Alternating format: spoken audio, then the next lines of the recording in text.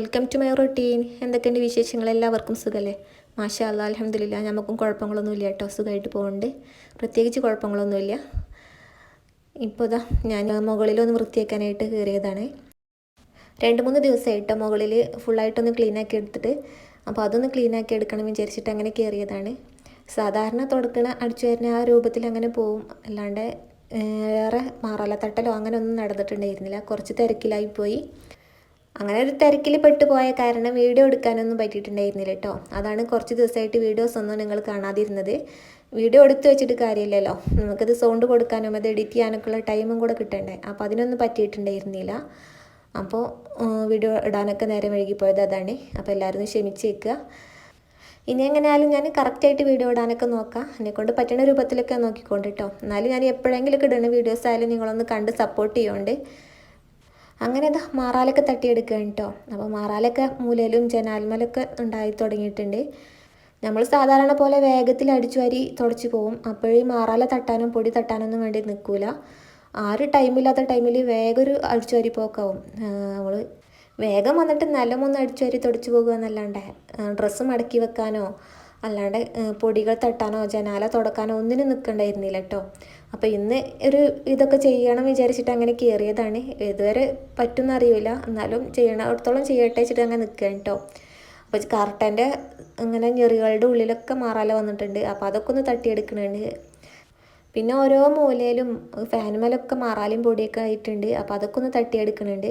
പിന്നെ നമ്മൾ എപ്പോഴും യൂസ് ആക്കുന്ന ഒരു ഏരിയ ആണെങ്കിൽ അത്രയ്ക്ക് അങ്ങോട്ട് കച്ചറൊന്നും അറിയൂല, ഇങ്ങനെ മാറാലിയും പൊടിയൊന്നും അറിയില്ല. അത് നമ്മൾ ഡെയിലി ആ ഉപയോഗിക്കുന്ന ഭാഗങ്ങൾ അങ്ങനെ തുടച്ച് പോകുമ്പോൾ അങ്ങനെ പൊടിയും ഇതൊന്നും നിറയാണ്ട് അങ്ങനെ ഒന്ന് കിട്ടും. ഇത് നമ്മൾ എപ്പോഴും ഉപയോഗിക്കാത്തൊരു ഏരിയ ആണല്ലോ മുകളിൽ.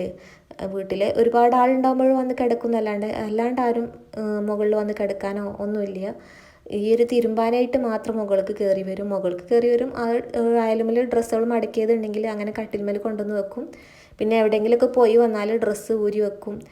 അത് നമ്മളാണെങ്കിൽ പുറത്തായാലും കൊണ്ടുപോയിടും, മക്കളാണെങ്കിൽ ആ കട്ടുമലോ ടേബിളുമലോ എവിടെ എത്തിയോടുത്ത് വന്നിടും. നമ്മളത് പെറുക്കി വെക്കാനൊക്കെ ആയിട്ട് വരണം.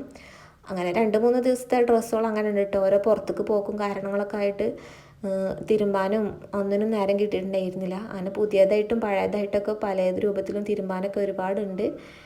പിന്നെ കട്ടുമ വിരിച്ചിട്ടുള്ള ബെഡ്ഷീറ്റും തന്നെ മാറ്റിയിട്ട് ഒരുപാട് ദിവസമായിക്കണേ.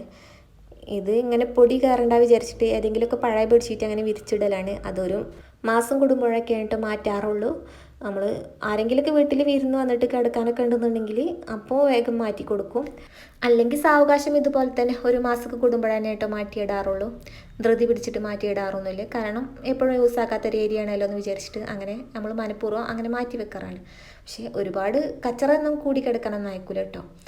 അപ്പോഴൊക്കെ വൃത്തിയാക്കി എടുക്കും. അങ്ങനെ എന്താ കട്ടിലിൻ്റെ ചോട്ടിലേക്ക് പോയിട്ടുള്ള വേസ്റ്റും കൂടെ ഒന്ന് അടിച്ച് വാരി എടുക്കുന്നുണ്ട്. അങ്ങനെ പറയത്തക്ക രൂപത്തിലുള്ള വേസ്റ്റ് ഒന്നുമില്ല.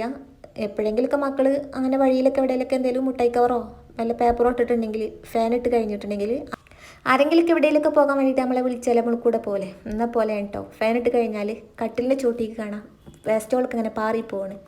ആരെങ്കിലും അവിടെ നിന്നിട്ട് അവരെ വിളിച്ച് വരുത്തുന്ന പോലെ അങ്ങനെ പാറിപ്പോവും.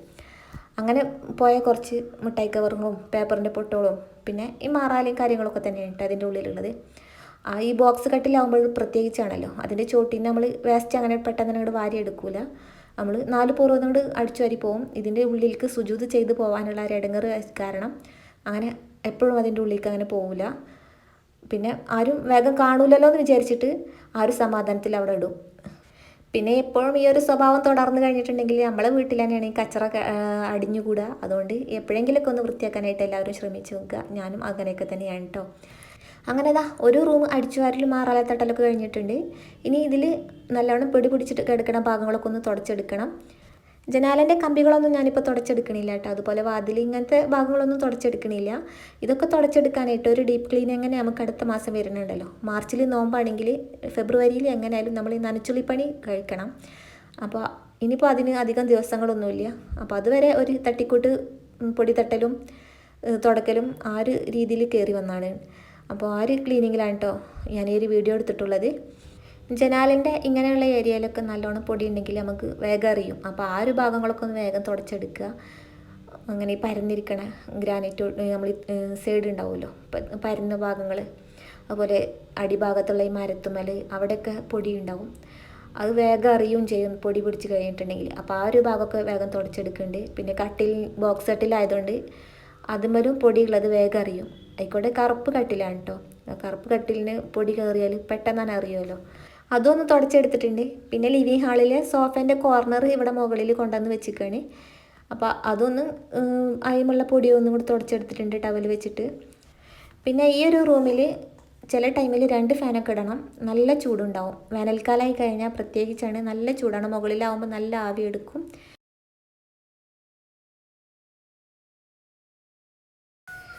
പിന്നെ മക്കളെ യൂണിഫോമൊക്കെ ഇതുവരെ എത്തിയിട്ടുള്ളൂ.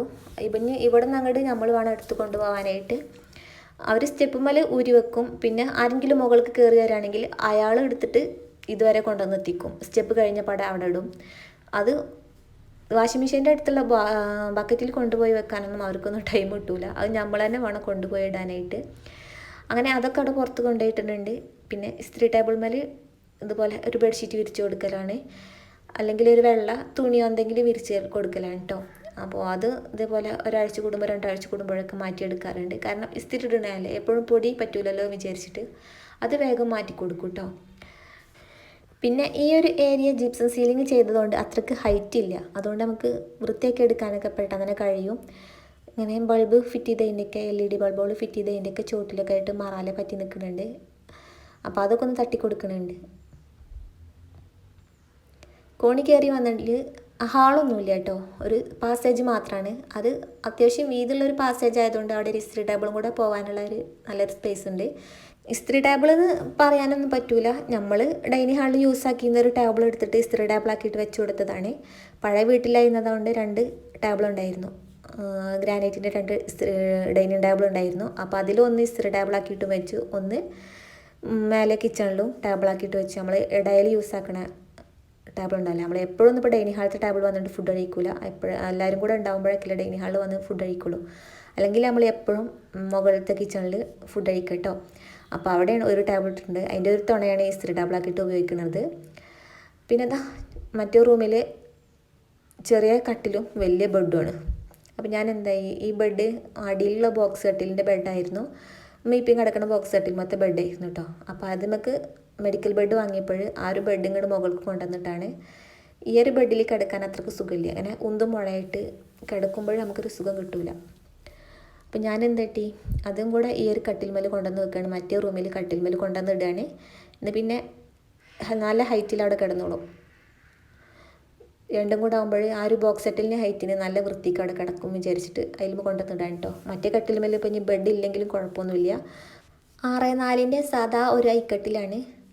അപ്പോൾ അതുമേൽക്ക് ഇനിയിപ്പോൾ ബെഡ് സാധാ ചെറിയ ബെഡ് തന്നെ മേടിക്കണം. എന്നാലേ അതുമേൽക്ക് നല്ല കറക്റ്റായിട്ട് കിടക്കുകയുള്ളൂ, നല്ലൊരു വൃത്തി ഉണ്ടാവുകയുള്ളൂ. ഇത് 5-6 കട്ടിലിൻ്റെ ബെഡായതുകൊണ്ട് കുറച്ച് വീതി കൂടുതലായിട്ട് ഒരു സൈഡിലേക്ക് തൂങ്ങി നിൽക്കണ്. അപ്പോൾ അതിങ്ങനെ അയിമ കിടക്കണത് കാണുമ്പോഴേ ഒരു വൃത്തി കിട്ടണില്ല. അപ്പോൾ ഞാനിത് മാറ്റി കൊടുക്കാമെന്ന് വിചാരിച്ചിട്ട് എപ്പോഴും ഇങ്ങനെ വിചാരിക്കും മാറ്റി കൊടുക്കണം. അപ്പോൾ ഇന്നിപ്പോൾ എങ്ങനെയായാലും ഒന്ന് മാറ്റി കൊടുക്കട്ടെ എന്ന് വിചാരിച്ചിട്ട് അങ്ങനെ മാറ്റി കൊടുത്തതാണ്. പിന്നെ ഈ ഒരു ബെഡും ആ ഒരു ബെഡും കൂടെ സെയിം ബെഡാണ് കേട്ടോ. ഇരട്ട കുട്ടികളാണ്. അപ്പോൾ പിന്നെ ഓല് നല്ല യോജിച്ചിട്ട് തന്നെ അവിടെ കിടന്നോളും. അല്പം കൂടുതലോ കുറവോ ഒന്നുമില്ല. വീതിയും വലുപ്പമൊക്കെ കറക്റ്റായിട്ട് തന്നെ ഉണ്ട്. അപ്പോൾ അവർ രണ്ടാളും സെറ്റ് ചെയ്തിട്ട് ആ ഒരു കട്ടിൽമക്ക് സെറ്റ് ആയിട്ട് അവിടെ കിടത്തിയിട്ടുണ്ട്. ഇനിയിപ്പോൾ ഇതിലൊരു ബെഡ്ഷീറ്റും കൂടി വിരിച്ച് കൊടുത്താൽ 2 ബെഡാണെന്നൊന്നും ആരും അറിയൂല. അങ്ങനെ ഞാനിതാ ഒരു പഴയ ബെഡ്ഷീറ്റ് വിരിച്ച് കൊടുത്തിട്ടുണ്ട്. ഇതിപ്പോൾ ഉപയോഗിക്കാനുള്ളതൊന്നല്ല, എപ്പോഴേലൊക്കെ ഒന്ന് വന്ന് കിടക്കണമെങ്കിൽ അതിൽ ഒരു തലയണം കൂടെ കിടക്കട്ടെ വിചാരിച്ചിട്ട് ഒരു തലയണം കൂടെ അവിടെ ഇട്ട് കൊടുത്തിട്ടുണ്ട്. പിന്നെ ഉപയോഗിച്ച് തിരുമ്പി വെച്ചിട്ടുണ്ടായിരുന്ന ഒരു ബ്ലാങ്കറ്റ് കേട്ടോ. അത് അൽമറയുടെ മുകളിൽ ഒരു ചെറിയൊരു റാക്ക് ഉണ്ടായിരുന്നു. അതിന് ഷെൽഫ് പോലെ ഒരു ഡോറും വെച്ച് കൊടുത്തിട്ടുണ്ട്. അപ്പോൾ അതിൻ്റെ ഉള്ളിലേക്ക് അങ്ങനെ മടക്കി വെക്കും ബ്ലാങ്കറ്റുകളും. ഇതുപോലെ എപ്പോഴും ഉപയോഗിക്കാത്ത ബ്ലാങ്കറ്റും പായയും നമ്മൾ ഡെയിലി യൂസ് ചെയ്യാത്ത തലയണയും അതൊക്കെ ഞാൻ ആ ഒരു റാക്കിൻ്റെ മുകളിലേക്കാണ് ഇട്ട് കൊടുത്തിട്ടുള്ളത്. അങ്ങനെ ഡോറുണ്ടായതുകൊണ്ട് അങ്ങനെ പുറത്തൊരു വൃത്തികേടായിട്ട് കിടക്കുന്നത് കാണൂല്ല. അതിൻ്റെ ഉള്ളിലേക്കോട് മടക്കി വെച്ച് കൊടുത്തിരിക്കുകയാണ്. പിന്നെ എപ്പോഴേലൊക്കെ ഒന്ന് വന്നിട്ട് ഡോറ് തുറന്നിട്ട് കൊടുക്കണം, അല്ലെങ്കിൽ പൂപ്പൽ പിടിക്കും കേട്ടോ. അതിനുണ്ടാക്കിയിട്ടുള്ള ആ ഡോറിന് ഒരു എയർ ഹോൾ എന്തെങ്കിലും ഉണ്ടാക്കിയിട്ടുണ്ടെങ്കിൽ തുറന്നിട്ട് കൊടുക്കേണ്ട ആവശ്യമൊന്നുമില്ല. ഇതിനിപ്പോൾ അങ്ങനെ പെട്ടെന്ന് തന്നെ ഉണ്ടാക്കി കൊടുത്തതുകൊണ്ട് അന്ന് അങ്ങനെ വെച്ച് കൊടുക്കാൻ പറയാനും മറന്നുപോയി. അപ്പോൾ നിങ്ങൾ ആരെങ്കിലുമൊക്കെ വീട്ടിൽ ഇതുപോലെ റാക്കിനൊക്കെ ഡോർ ഉണ്ടാക്കുകയാണെങ്കിൽ, കബോർഡിനൊക്കെ ഡോർ വെക്കുകയാണെങ്കിൽ ഒരു ചെറിയൊരു എയർ ഹോളും കൂടെ വെച്ച് കൊടുക്കാൻ വേണ്ടിയിട്ട് നിന്നോളുണ്ട്. അല്ലെങ്കിൽ ഇതുപോലെ അതിൻ്റെ ഉള്ളിൽ നമ്മൾ നല്ല സേഫായിട്ട് ഇരിക്കണമല്ലോ എന്ന് വിചാരിച്ചിട്ട് എപ്പോഴും ഡോർ തുറക്കാനൊന്നും നിൽക്കില്ല. പക്ഷേ അതിൻ്റെ ഉള്ളിലെ സാധനങ്ങളൊക്കെ ആകെ വിങ്ങിയിട്ട് കിടന്നു പോകട്ടോ, ചൂടെടുത്തിട്ടും വിങ്ങിയിട്ടും. ഇനിയിപ്പം വർഷക്കാലമാണെങ്കിലും വേനൽക്കാലമാണെങ്കിലും ഒരു എയർ പാസിങ് ഇല്ലാത്തതുകൊണ്ട് അത് പൂപ്പൽ വന്ന് പോകും. അപ്പോൾ അതൊന്ന് ശ്രദ്ധിച്ചോളുണ്ട്. അങ്ങനെ എന്താ റൂമൊക്കെ തുടക്കലും കൂടെ കഴിഞ്ഞിട്ടുണ്ട്. 2-3 പ്രാവശ്യമൊക്കെ ആയിട്ട് തുടച്ചെടുത്തിട്ടുണ്ട് കേട്ടോ. മറാലിൻ ഇതൊക്കെ തട്ടിയതുകൊണ്ട് അത്യാവശ്യം പൊടിയൊക്കെ നിലത്തുണ്ടായിട്ടുണ്ടായിരുന്നു. അപ്പോൾ അതൊക്കെ ഒന്ന് തുടച്ചെടുത്തിട്ടുണ്ട്. ഇനിയിപ്പോൾ ഒരാഴ്ചക്ക് തുടച്ചില്ലെങ്കിലും കച്ചറകളൊന്നും ഉണ്ടാവില്ല. നമ്മൾ ഇടയ്ക്കൊന്ന് അടിച്ചു വാരി പോയാലും മതിയാവും. വീടൊക്കെ ഇങ്ങനെ നല്ല വൃത്തിയായിട്ട് ഇങ്ങനെ കാണുമ്പോൾ മനസ്സിന് നല്ലൊരു സമാധാനം കേട്ടോ, ഒരു സന്തോഷം കിട്ടും.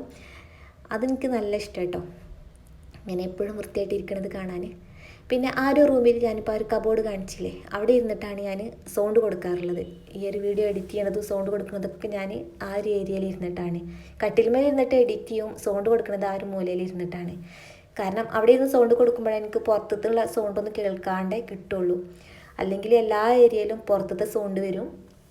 പിന്നെ അടിയിൽ മക്കൾ ടി വി ഇട്ടാലൊക്കെ ആ സൗണ്ടൊക്കെ നല്ലോണം വരും കേട്ടോ.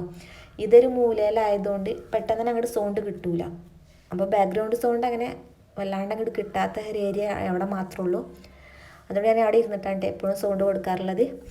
അങ്ങനെ ബാൽക്കണിയും തുടച്ച് റൂമുകളൊക്കെ തുടച്ച് കഴിഞ്ഞിട്ടുണ്ട്. ഇപ്പോൾ ഒരുവിധം വൃത്തിയാക്കലൊക്കെ കഴിഞ്ഞ്. നിങ്ങളങ്ങനെ എപ്പോഴും മുകളിലൊക്കെ എപ്പോഴും വൃത്തിയാക്കിയിട്ട് വെക്കുന്ന ആൾക്കാരാണെങ്കിൽ ഒന്ന് കമൻറ്റ് ചെയ്യുന്നുണ്ട്. എനിക്കും എപ്പോഴും വൃത്തിയാക്കി ഇടണതിനെ കേട്ടോ ഇഷ്ടം. പക്ഷേ നമ്മൾ ചില സാഹചര്യങ്ങൾ നമ്മൾ എപ്പോഴും ഒരുപോലെ വൃത്തിയാക്കി കൊണ്ട് നടക്കാൻ പറ്റിയെന്ന് വരില്ല. അപ്പോൾ നമ്മൾക്ക് പറ്റുന്ന രൂപത്തിൽ എല്ലായിടമൊക്കെ ഒന്ന് വൃത്തിയാക്കി വെക്കുക. ഞാൻ ചില വീട്ടിലൊക്കെ പോകുമ്പോൾ നല്ല വൃത്തിയുള്ള വീടൊക്കെ കാണുമ്പോൾ ഞാനിങ്ങനെ മനസ്സിൽ വിചാരിക്കും കേട്ടോ, ഇവരെങ്ങനെയാണ് അത്രയും നീറ്റാക്കിയിട്ട് ഈ വീടൊക്കെ കൊണ്ടടക്കണം എന്നുള്ളത്. എനിക്ക് നല്ല ആഗ്രഹം കേട്ടോ, അതുപോലെ നല്ല നീറ്റായിട്ട് കൊണ്ടടക്കാനൊക്കെ. ചിലപ്പോൾ നമ്മളെ കൊണ്ട് അതിനൊന്നും പറ്റിയെന്ന് വരില്ല, നമ്മളെ മക്കളൊന്നും അതിന് അങ്ങനത്തെ ഒരു രൂപത്തിൽ കിട്ടിയെന്ന് വരില്ല. എന്നാലും ഞാൻ എനിക്ക് പറ്റുന്ന രൂപത്തിലൊക്കെ ചെയ്ത് നോക്കാറുണ്ട്. പിന്നെ എനിക്ക് നല്ല ഇഷ്ടമാണ് വൃത്തിയായിട്ട് കിടക്കണ വീടും പരിസരമൊക്കെ നല്ല ഇഷ്ടമാണ്.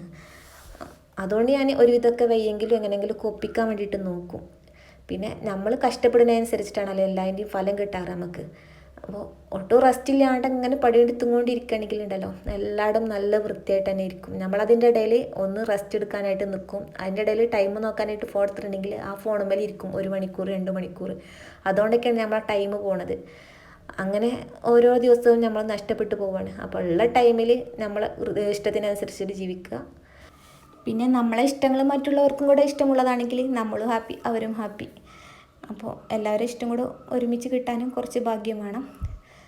അങ്ങനെ തുടക്കലും കുളിയൊക്കെ കഴിഞ്ഞിട്ടാട്ടോ പിന്നെ തിരുമ്പിയത് ഉണക്കാനൊക്കെ ആയിട്ട് നിന്നിട്ടുള്ളത്. തുടക്കലും വൃത്തിയാക്കലും കഴിഞ്ഞപ്പോഴേക്കന്നെ അത്യാവശ്യം ടൈം നേരം വൈകിയിട്ടുണ്ടായിരുന്നു. അപ്പോൾ ദുഹർക്കള്ളാകും വിചാരിച്ചിട്ട് വേഗം പോയി കുളിച്ചിട്ടുണ്ടായിരുന്നു. അങ്ങനെ കുളിയും നിസ്കാരവും ചോറുകയൊക്കെ കഴിഞ്ഞിട്ടാണ് കേട്ടോ പിന്നെ തിരുമ്പാനായിട്ട് നിന്നിട്ടുള്ളത്. ഇന്നത്തെ എൻ്റെ ക്ലീനിങ് വീഡിയോ നിങ്ങൾക്ക് ബോറായിട്ടില്ല എന്ന് വിചാരിക്കണേ. ബോറായിരിക്കണമെങ്കിൽ ക്ഷമിച്ചേക്കണേ. അപ്പോൾ വീഡിയോ ഇഷ്ടപ്പെട്ടെങ്കിൽ ലൈക്ക് അടിക്കാൻ മറക്കരുത്. അതുപോലെ ആദ്യമായിട്ട് കാണുന്നവരാണെങ്കിൽ ചാനലൊന്ന് സബ്സ്ക്രൈബ് ചെയ്ത് സപ്പോർട്ടിങ് കൂടെ ചെയ്യുക. പിന്നെ ഞാനിതിന് മുന്നേ അപ്ലോഡ് ആക്കിയിട്ടുള്ള വീഡിയോസുകളൊക്കെ ഒന്ന് പോയിട്ട് കണ്ട് ലൈക്ക് അടിച്ച് സപ്പോർട്ടാക്കുക. വാഷിംഗ് മെഷീനിലാണ് ഇതുപോലെ തിരുമ്പണമെന്ന് വെച്ചാൽ രാവിലെ തന്നെ കഷ്ടപ്പെട്ട് തിരുമ്പാനൊന്നും നിൽക്കില്ല കേട്ടോ. ഇതുപോലെ ഒഴിവുള്ള ടൈമുകളിൽ വന്ന് കയറിയിട്ട് ഞാനിങ്ങനെ തിരുമ്പി ഉണക്കും. ചിലപ്പോൾ രാത്രിയിലൊക്കെ ആവും ഞാൻ തിരുമ്പാറ്. എനിക്ക് എപ്പോഴാണോ ടൈം കിട്ടാറ് അതിനനുസരിച്ചിട്ട് ഞാനങ്ങനെ എൻ്റെ ഓരോ പണികളും അങ്ങനെ ചെയ്തുകൊണ്ടിരിക്കും. എനിക്ക് ഇന്ന ടൈമൊന്നൊന്നുമില്ല. വൃത്തിയാക്കണ കാര്യത്തിലാണെങ്കിലും വീട്ടിലെ ജോലിയാണെങ്കിലും എല്ലാത്തിനും ഞാൻ എൻ്റെ ഇഷ്ടത്തിനനുസരിച്ചിട്ട് എനിക്ക് എപ്പോഴാണോ എനിക്ക് ജോലികളൊക്കെ ചെയ്യാൻ തോന്നുന്നത് അപ്പോഴൊക്കെ ഞാൻ വന്നിട്ട് ഓരോ പണികളും അങ്ങനെ ചെയ്തുകൊണ്ടിരിക്കും. നിങ്ങളും ആ ഒരു ടൈപ്പാണെങ്കിലും ഒന്ന് കമൻ്റാക്കി എഴുതി അറിയിക്കണേ.